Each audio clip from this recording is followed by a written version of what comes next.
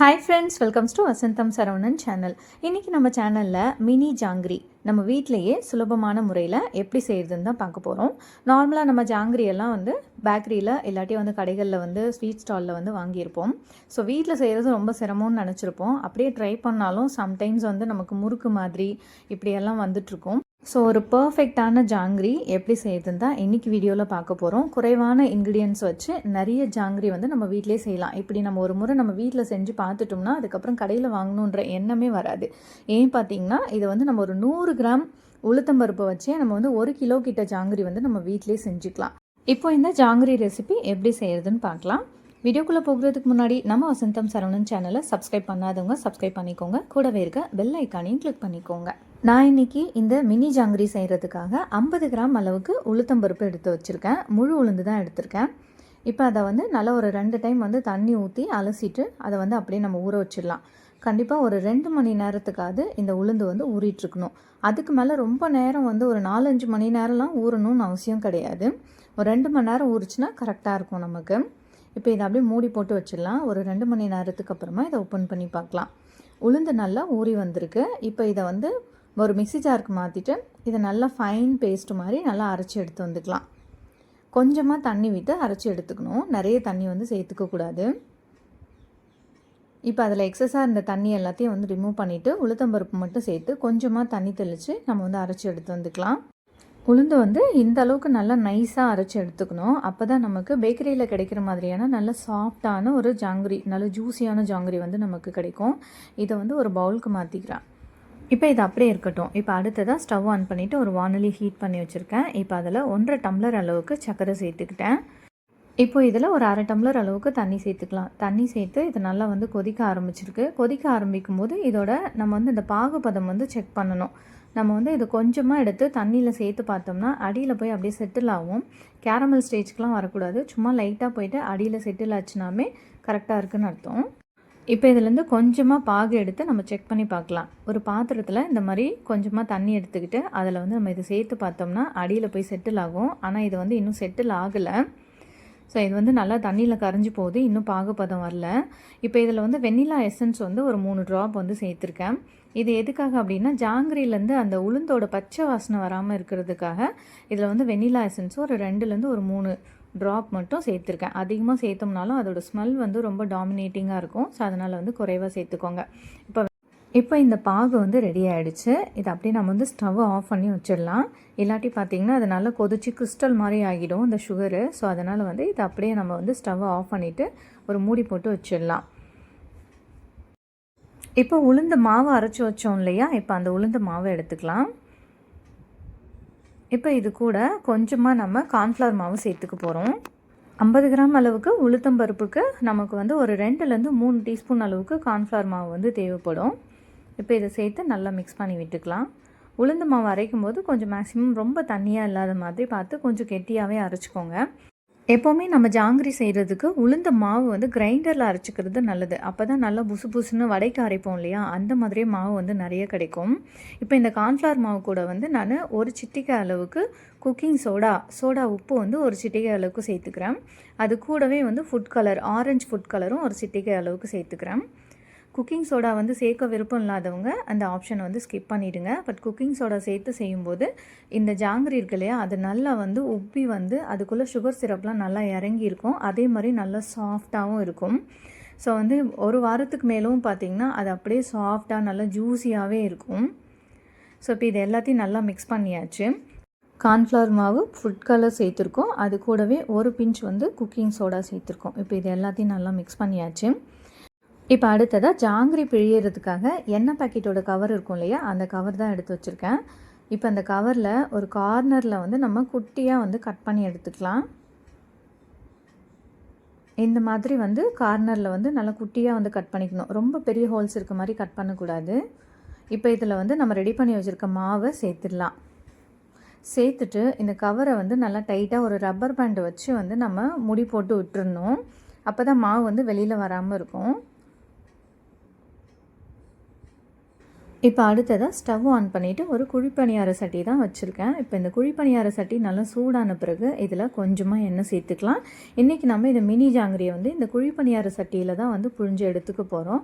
இது ரொம்ப சிம்பிளான மெத்தடு, நல்ல ரவுண்ட் ஷேப்க்கு வந்து கிடைக்கும். இப்போ இந்த குழிப்பணியார சட்டியில் கொஞ்சம் ஒரு 3/4 இருக்கிற அளவுக்கு நான் வந்து எண்ணெய் சேர்த்துருக்கேன். ஜாங்கிரி செய்கிறதுக்கு எப்போவுமே எண்ணெய் வந்து ரொம்ப சூடாகக்கூடாது. ஒரு நார்மலான ஒரு சூட்டோடு இருந்தாலே போதுமானதாக இருக்கும். ஸோ அதனால் வந்து ஸ்டவ்வை ஸ்லோ ஃப்ளேமை விடவும் கொஞ்சம் ஹையாக இருக்க மாதிரி பார்த்துக்கோங்க. மீடியம் ஃப்ளேம்லலாம் வைக்க தேவையில்ல. ஸ்லோ ஃப்ளேமை விடவும் கொஞ்சம் வந்து அதிகமாக இருக்க மாதிரி வச்சுக்கோங்க. இப்போ வந்து எண்ணெய் நல்லா ஓரளவுக்கு சூடாயிடுச்சு. இப்போ இதில் நம்ம ரெடி பண்ணி வச்சுருக்கோம் இல்லையா ஜாங்கிரி மாவு, அதை வச்சு நம்ம அழகாக ரவுண்ட் ஷேப்புக்கு வந்து கடைகளில் இருக்க மாதிரி புழிஞ்சு எடுத்துக்கலாம். இப்போ இந்த ஜாங்கிரியை வந்து குழிப்பணியார சட்டியில் தான் செய்யணும்னு அவசியம் கிடையாது. நார்மலாக நம்ம வந்து பேன் இருக்கும் இல்லையா, வீட்டில் அடிப்பாகம் வந்து ஃப்ளாட்டாக இருக்க மாதிரி இருக்கும். ஸோ அந்த மாதிரி பேனில் கூட நம்ம வந்து இந்த மாதிரி புழிஞ்சு எடுத்துக்கலாம். ஆனால் கொஞ்சம் பிக்னஸாக இருக்கவங்களுக்குலாம் இது கொஞ்சம் கஷ்டமாக இருக்க மாதிரி இருக்கும். ஸோ இப்போ தான் ஃபஸ்ட் டைம் வந்து ஜாங்கிரி செய்ய போகிறீங்கன்னா நீங்கள் இந்த மெத்தடை வந்து ஃபாலோ பண்ணிக்கலாம். ரொம்ப ரொம்ப ஈஸியாக இருக்கும். நல்லா அழகாக அந்த குழிக்குள்ளவே ரவுண்ட் ஷேப்க்கு வந்து இந்த ஜாங்கிரி கடைகளில் இருக்க மாதிரியே சூப்பராக கிடைக்கும் நமக்கு. இப்போ ஜாங்கிரி வந்து மொத்தமாக பிழிஞ்சு விட்டாச்சு. இப்போ வந்து ஒரு சைடு வந்து நம்ம திருப்பி விட்டுக்கலாம். ரொம்ப நேரம் ஜாங்கிரி வேகணும்னு அவசியம் கிடையாது. அது மட்டும் இல்லாமல் அது சட்டுன்னு வந்து வெந்துடும். பாருங்கள், உடனேவே பபிள்ஸ் எல்லாமே அடங்கிடுச்சு. நம்ம சேர்த்த கலரை விடவும் நல்லா டார்க் கலராக மாறிடுச்சு இல்லையா. ஸோ இந்த ஸ்டேஜ் வரும்போது நம்ம வந்து ஸ்டவ்லேருந்து வெளியில் எடுத்துடலாம். இப்போ இந்த ஜாங்கிரியை வெளியில் எடுத்துகிட்டு உடனேவே நம்ம வந்து சுகர் சிரப்பில் சேர்த்துக்கலாம். நல்லா இந்த சூட்டோடு சேர்க்கும்போது உடனேவே இந்த ஜீரா எல்லாத்தையும் இது நல்லா அப்சர்வ் பண்ணிக்கும். அதே மாதிரி சுகர் சிரப்பில் சேர்க்குறதுக்கு முன்னாடி சுகர் சிரப் நல்லா சூடாக இருக்கா என்னன்னு சொல்லி செக் பண்ணிக்கலாம். ஏன்னா நம்ம வீடியோவோட ஸ்டார்டிங்லேயே இந்த சுகர் சிரப் வந்து ரெடி பண்ணி வச்சுட்டோம். ஸோ அதனால் ஒரு டைம் வந்து ஜாங்கிரி போடுறதுக்கு முன்னாடி சூடு கம்மியாக இருந்துச்சுன்னா நல்லா கொஞ்சம் சூடாக்கி வச்சுக்கலாம். நல்ல சூடான பாகில் நம்ம ஜாங்கிரியை சேர்க்கும் போது தான் அது வந்து உடனேவே இந்த பாகை வந்து நல்லா அப்சர்வ் பண்ணிக்கும். நம்ம வந்து இதுவே பாதுஷா செய்கிறோம் அப்படின்னா பாதுஷா வந்து அதோட சூடெல்லாம் குறைஞ்சிட்ட பிறகு தான் நம்ம வந்து ஜீராவில் சேர்க்கணும். ஆனால் ஜாங்கிரிக்கு வந்து நம்ம வந்து அந்த எண்ணெயிலேருந்து எடுத்த உடனேயே நம்ம வந்து இந்த ஜீராவில் வந்து சேர்த்துடலாம். இப்போ பாருங்கள், ஜீரா நல்லா வந்து அப்சர்வ் பண்ணிக்கிச்சு ஜாங்கிரி எல்லாமே. பார்க்கவே நல்லா சூப்பராக நல்லா கலர்ஃபுல்லாக இருக்குது. இந்த ஜாங்கிரியை நம்ம ரொம்ப நேரத்துக்கு சுகர் சிரப்பில் வச்சுருக்கணும்னு அவசியம் கிடையாது. சும்மா ஜஸ்ட் ஒரு 2லேருந்து ஒரு 3 நிமிஷம் வச்சுருந்தாலே போதுமானதாக இருக்கும். இது வந்து கம்ப்ளீட்டாக அந்த சுகர் சிரப்பை வந்து நல்லாவே அப்சர்வ் பண்ணிக்கும். அதுக்கப்புறமா நம்ம சுகர் சிரப்லேருந்து எடுத்து வெளியில் வச்சிடலாம். நல்லா ஆற விட்டுட்டு அதுக்கப்புறமா நம்ம ஸ்டோர் பண்ணி வச்சுக்கலாம். சப்போஸ் உங்களுக்கு இந்த ஜாங்கிரி ஷேப்பில் வந்து அந்த மாதிரி புழியறதுக்கு வரல அப்படின்னா நம்ம ஜிலேபி இருக்கும் இல்லையா, ஜிலேபி மாதிரியே கூட நம்ம வந்து சுற்றி எடுத்துக்கலாம். அது வந்து ரொம்ப ரொம்ப சிம்பிள் தான். நம்ம எந்த ஷேப்பில் வேணாலும் இந்த எண்ணெயில் வந்து அப்படியே புழிஞ்சு விட்டுக்கலாம். அழகாக அது வந்து பேக்கரியில் இருக்க அந்த குட்டி குட்டி ஜிலேபிஸ் மாதிரி கிடச்சிரும் நமக்கு. பாருங்கள், நல்லா பொங்கி வருது வெளியில். ஒரு 50 கிராம் அளவுக்கு உளுந்துக்கே வந்து நமக்கு வந்து ஒரு 1/2 கிலோவுக்கு மேலவே இந்த ஜிலேபி ஜாங்கிரி வந்து கிடச்சிச்சு. ஸோ ஒரு 100 கிராம் யூஸ் பண்ணும்போது மேக்ஸிமம் ஒரு 1 கிலோ 1.25 கிலோ ஜாங்கிரி வந்து நமக்கு கிடைக்கும். ஸோ குறைஞ்ச செலவுலேயே நம்ம வீட்டிலே வந்து நிறைய ஜாங்கிரி வந்து நம்ம ரெடி பண்ணிக்கலாம். ஒரு டைம் நம்ம இந்த மாதிரி செஞ்சு பழகிட்டோம் அப்படின்னா அடுத்தது வந்து நம்ம கடையில் வாங்குறதுக்கவே ரொம்ப யோசிப்போம். அது மட்டும் இல்லாமல் இந்த ஜாங்கிரி ரெசிபியுமே வந்து ரொம்ப ரொம்ப ஈஸியான ஒரு ரெசிபி தான். அதே மாதிரி வீடியோவோட ஸ்டார்டிங்லேயே சொல்லியிருப்பேன், ஜாங்கிரி வந்து சப்போஸ் வந்து அந்த ஜீரா வந்து அப்சர்வ் பண்ணலை, அப்படி இல்லாட்டி வந்து முறுக்கு மாதிரி ஹார்ட் ஆகிடுச்சுன்னா என்ன பண்ணலாம் அப்படின்னு சொல்லிட்டு அதை வந்து நம்ம தூக்கி போட்டுற வேண்டாம். அது அப்படியே இருக்கட்டும். இந்த சுகர் சிரப்பை வந்து நல்லா சூடாக்கிட்டு அதில் மறுபடிக்கும் நம்ம இந்த ஜாங்கிரியை வந்து சேர்த்துடணும். சேர்த்துட்டு ஸ்டவ்வை வந்து ஸ்லோ ஃப்ளேமில் வச்சு ஒரு 2லேருந்து 3 நிமிஷத்துக்கு அடுப்பில் இருக்க மாதிரி பார்த்துக்கணும்.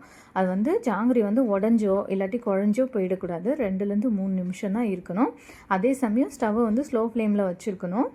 சுகர் சிரப்பும் நல்லா சூடாக இருக்கணும். இந்த மாதிரி வச்சு கிட்டத்தட்ட அந்த குக் பண்ணுற மாதிரி சுகர் சிரப்லேயே வந்து இந்த ஜாங்கிரியை போட்டு மினி ஜாங்கிரியை போட்டு குக் பண்ணுற மாதிரி. இப்போ வீடியோவில் காமிச்சிருக்க பாருங்கள், இதே மாதிரி தான். ரொம்ப நேரம் குக் பண்ணக்கூடாது. ஒரு 2லேருந்து 3 நிமிஷம் இந்த சுகர் சிரப்லேயே வச்சுருந்து ஸ்லோ ஃப்ளேமில் வச்சுருந்துட்டு எடுத்துடலாம். எடுத்துட்டோம்னா நல்லா கம்ப்ளீட்டாக அது வந்து நல்லா சுகர் சிரப்பை வந்து அப்சர்வ் பண்ணிக்கும். சப்போஸ் அப்போவும் அப்சர்வ் ஆகலைன்னா இன்னும் ஒரு எக்ஸ்ட்ராவாக ஒரு 2 நிமிஷத்துக்கு வச்சுருங்க. குழஞ்சி போகாமல் உடஞ்சி போகாமல் மட்டும் பார்த்துக்கோங்க. பதமாக பார்த்து கிளறி எடுத்துக்கோங்க. நம்ம வந்து ஜாங்கிரியை வந்து வேஸ்ட் பண்ண தேவையில்லை. ஸோ எப்போவுமே எந்த ஸ்நாக்ஸாக இருந்தாலும் செய்யும்போது மிஸ்டேக்ஸ் வர்றதெல்லாம் வந்து சகஜம்தான். ஆனாலும் வந்து அதை எப்படி சரி பண்ணுறதுன்றதையும் நம்ம வந்து தெரிஞ்சு வச்சுக்கணும். இந்த மாதிரி சின்ன சின்ன மெத்தட் வந்து ஃபாலோ பண்ணும்போது நிறைய வந்து வேஸ்ட் ஆகாமல் நம்ம வந்து சேவ் பண்ணி வச்சுக்கலாம். இப்போ பாருங்கள் நம்ம ஜாங்கிரி எல்லாத்தையுமே வந்து வெளியில் எடுத்தாச்சு. நல்லா வந்து சுகர் சிரப்பை அப்சர்வ் பண்ணி சூப்பராக இருக்குது பார்க்குறதுக்கே. அதே மாதிரி ஜாங்கிரியை வந்து பொரித்து எடுத்த பிறகு கொஞ்சம் நேரத்துக்கு பார்த்திங்கன்னா அது கொஞ்சம் கிறிஸ்பியாக இருக்க மாதிரியே இருக்கும். பட் ஒரு நாள் போனதுக்கப்புறம் இல்லாட்டி ஒரு 5-6 மணி நேரத்துக்கு அப்புறம் பார்த்திங்கன்னா நல்லா சாஃப்டாக இருக்கும் ஜாங்கிரி நமக்கு. ஓகே ஃப்ரெண்ட்ஸ், கண்டிப்பாக இந்த வீடியோ உங்களுக்கு யூஸ்ஃபுல்லாக இருந்திருக்கும்னு நம்புகிறேன். இந்த வீடியோ உங்களுக்கு ரொம்ப பிடிச்சிருந்தா இந்த ரெசிபியை உங்களோட ஃபேமிலி அண்ட் ஃப்ரெண்ட்ஸ்க்கு ஷேர் பண்ணுங்கள், லைக் பண்ணுங்கள், கமெண்ட் பண்ணுங்கள். Thanks for watching.